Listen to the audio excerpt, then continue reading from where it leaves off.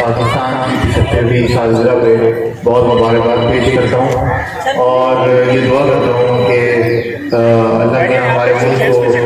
ہمیشہ تاجر ہمیشہ قیامت کی صبح تک قائم دائم رکھے اور ہم لوگوں کو وہ ذریعہ بنائے کہ ہم پاکستان کی ترقی اور تعمیر میں اپنا کردار ادا کر سکیں۔ میں پچھلے 1 سال کی بری کاوشیں سب ملا کے آج ہماری جو رزلٹ ہے وہ رپورٹ کارڈ کا دن ہے کہ جب ہم نے پچھلے سال جو 14 اگست سے جو تک محنت کے ساتھ کچھ ٹارگیٹ اچیو کی ہے اور آگے بھی کریں گے اور یہ سارا ہمارا کنٹریبیوشن ہے، ہمارا نذرانہ ہے اپنے عرض وطن کے لیے